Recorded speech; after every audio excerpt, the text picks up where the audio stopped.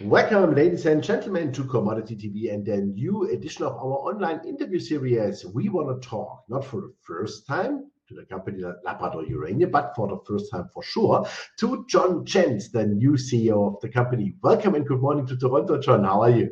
Yes, Leo, thank you very much. I'm doing well. How are you?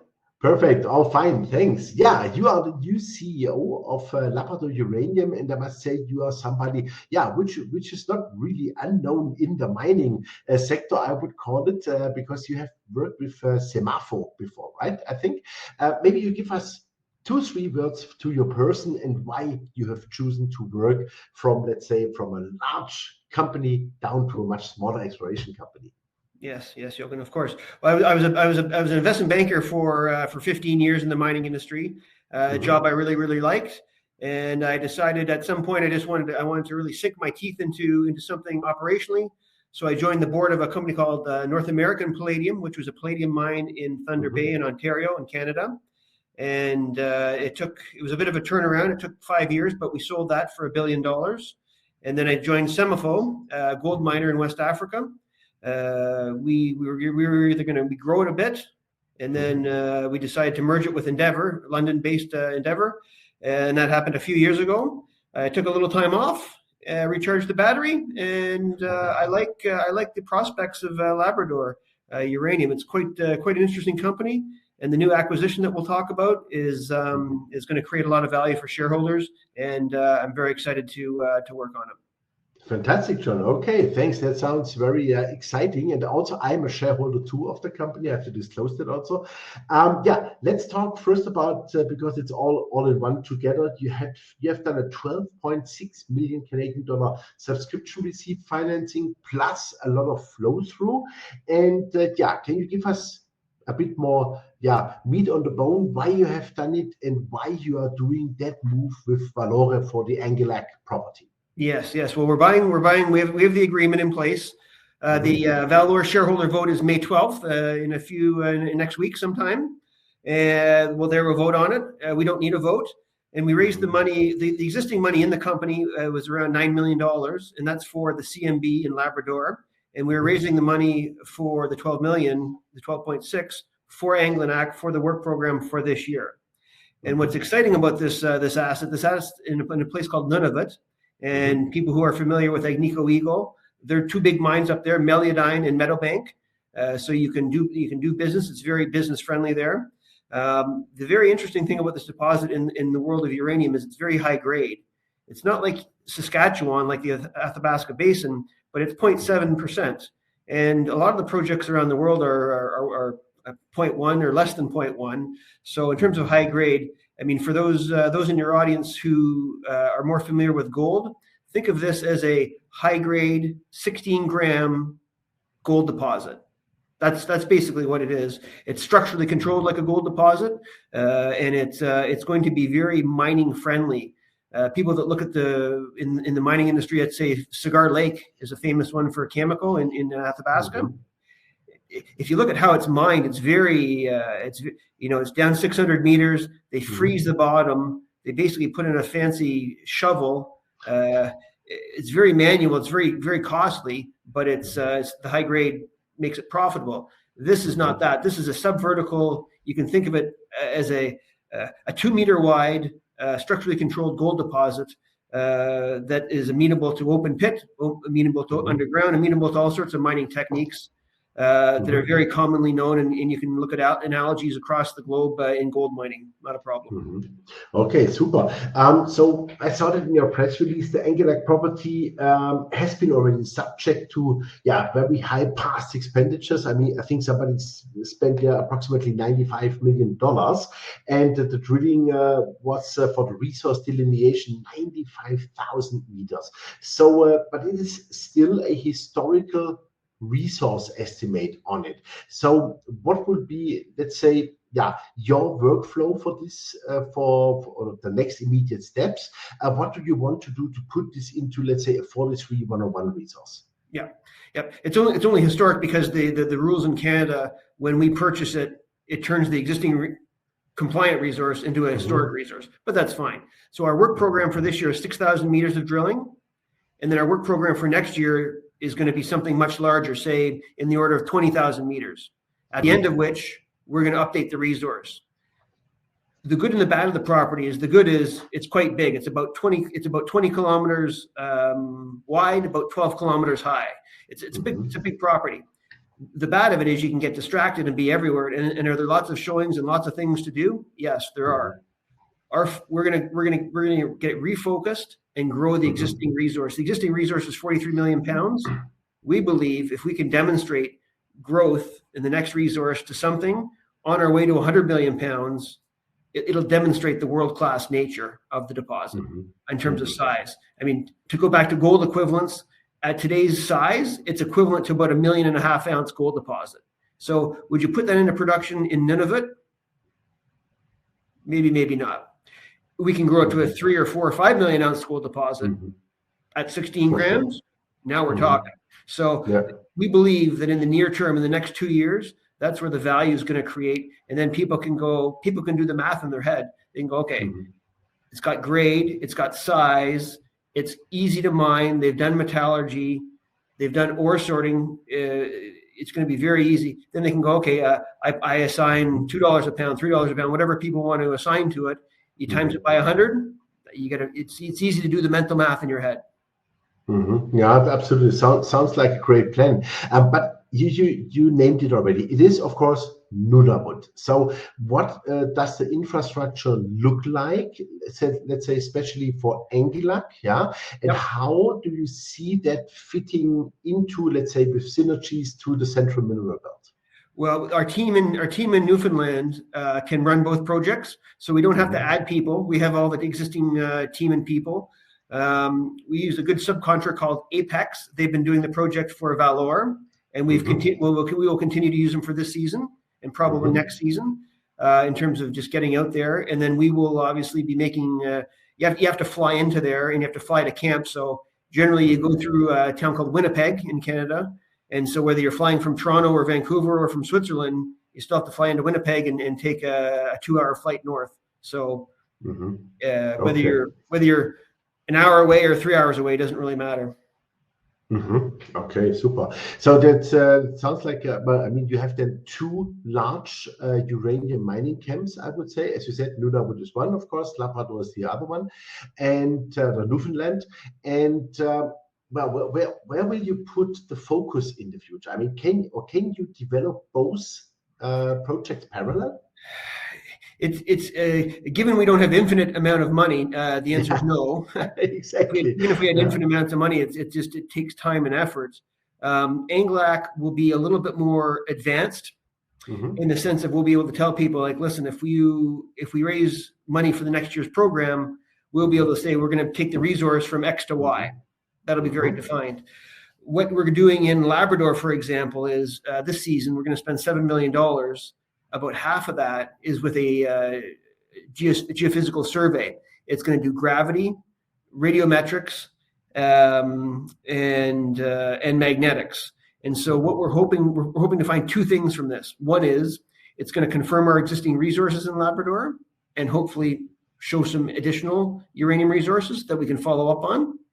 And 2, our geologist team believe there's IOCG potential, iron oxide, gold, copper potential. And if it's true, it will show up with gravity. And so if that does show up, then we'll decide what we're going to follow up next season in Labrador. Okay. You just said one was 8 million, the other one was, I think, 7 million, you said. So what is cash in the bank? Just to 19. Okay, so that means you would spend almost the money this year for these 2 seasons. A lot of it, yes. Okay, super. And do you think then that you can bring, let's go back to Angilak shortly, that you can bring then already a resource estimate like the 43101? Not this season, but next season. Our plan is next season, a bigger program, and at the end of the program to update the resource, make it current, and obviously grow it. And we don't have a number to guide people at this point because we're not quite there. But towards maybe the end of this season, I think we'll be able to sort of indicate to people what we can expect. Okay, super. Let's go to the CMB project, because this is, let's say, the older project, I would call it. Yeah, the first one we have started with. Now you said, okay, you will do also the same program, as this is a 150,000 hectare project. So where would you put the focus for the drillings? Where do you see, let's say, first-hand developments that you could say, okay, here are the places where we really concentrate on, because there might be something where we can build a mine in the future? Yes, yes. We're hoping the survey will highlight some new areas for us, but above and beyond that, our property called Mustang Lake, which is very close to the Michelin deposit, which is owned by Paladin. We're going to do some more of the 7 million. There's going to be a few million spent there. We won't be drilling this year, but the idea would be to potentially drill next year, because we have a resource there, and potentially increase that resource. Mustang Lake looks like a very attractive prospect. Okay, super. So after that financing and all those, let's assume everything goes fine with ValOre, etc. Who will be the major shareholders in the company? What is management share still? Let's say, what are institutions? Yes, institutions: Sachem Cove, Altius Minerals. Sachem Cove is a uranium-focused fund. A variety of smattering of other North American funds. No one, I'm just thinking off the top of my head, Mega Uranium, there'll be a few, but no one, I don't think anyone will be over, say, 5%. Okay, good. And management? Oh, management and board, probably not quite 5%. Okay, good. So everybody has skin in the game. Oh yes, of course. Yeah. Great. Okay, super. So that all sounds like a perfect game plan. Let's talk a bit about uranium market itself, because it's always great to have somebody on air here, which is in the business, in the scene. As you said, you were a long-time investment banker, etc., and you are a mining professional, of course. So how do you see the uranium market today, one hand, and on the other hand, does it look like that something is going on? I just read a commentary where somebody predicted, oh, uranium could move $30 within the next 3 months. Okay. Yes, uranium. I mean, one of the things I really like about uranium is that it, especially in today's world, I mean, everybody wants net zero, low carbon. In Europe, it's a little bit more, energy security.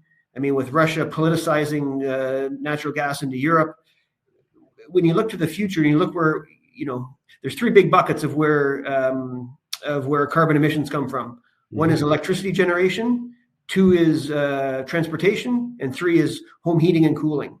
Home heating and cooling is not going to undergo major changes. I think we all realize where transportation is going with electric vehicles, and you can debate how fast we get there, but probably in our lifetime, we'll see a world of probably almost exclusively electric vehicles, which only adds another burden to the electricity bucket. In electricity, when you look at it on a global basis, the big 3, you look at natural gas, uranium or nuclear, and hydro. That's about 50%. It's fine. And they've kind of been constant. Natural gas is around 25%, uranium or nuclear has been around 10%, and natural gas has been around 15% for a long time. Wind and other things have been taking over a little bit of the carbon emissions. Yeah, some solar. The problem is, when for electricity grids, they need baseload power. When everybody wakes up in the morning, they brush their teeth, they have something to eat, and they go to work. And when they come home, they flip on the lights and have some dinner. The wind and solar haven't quite got there. They're advancing, but burning coal is still 35% of that total, and so you've got a growing. There's no way you can even get close without nuclear. So where's it going in terms of 10%? I don't know, but it's going to be a part, and probably a larger part, because in parts of the world where there's no hydro, you need a running river and some elevation. You either have it or you don't have it. And for natural gas, you have to have pipelines to get the gas to where it needs to go. And, you just can't build those overnight. But, they're making pretty interesting advances in things like small SMRs, the small nuclear reactors, where you can sort of put them in different spots. And Silicon Valley in California is abuzz with raising money for this kind of stuff. So a lot of money and a lot of brain power going towards that. And I think what we're seeing in the uranium market is a bit of a reflection of both just fundamental demand and just future speculation. I mean, the spot price has been moving up a little bit from low 50s to the mid 50s now. But I think what's got most people buzzing a bit is the comments from Cameco, at least in Canada and North America, where they see a new floor at 50, and they see a new sort of upper range in the $75 to $80 range on a long-term contract basis. So the problem is if you need supply today, you just it does not help. you can't get it. You need a long-term contract. So you're not buying long-term contracts at $55 in the market. It doesn't work. So we're very constructive on the price, and the reality is a lot of projects. I mean, it's a benefit for our Angilak project because it doesn't need it, but a lot of the existing projects that are coming back into production or looking to come back into production need $65, $70, $75 uranium, depending on the project. And it looks like we're getting there, or we're slowly getting there, because without it, there's just no new production. And, it gets combined with geopolitical tensions. I mean, Russia is still a primary supplier of a lot of uranium, a lot of reactors, and they do a lot of the upgrading too. They're half the market sometimes. So, not everyone's trying to distance themselves from Russia, given what they're doing. So it's all these forces combine, and it's although there are prices and people report certain things, it's still a little opaque. You can't it's not like gold where you can flick on Kitco and look at what it's up or down $1 or $2 today, but because the spot market is really for uranium, it's just they fill in around the edges. If people want to contract long term, they have to go to a Cameco or to a Kazatomprom or one of the producers, and it's a voluntary reporting system. So absolutely. Would you say? I mean, it's maybe a bit too early, but just let's call it. Was this the idea? Why you said, okay, we want to do the deal with Angilak ValOre, because this is a project which would already work on this, let's say, $75 level.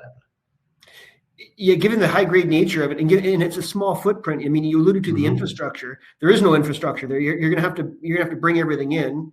But we did some internal calculations. We wouldn't have a plant size.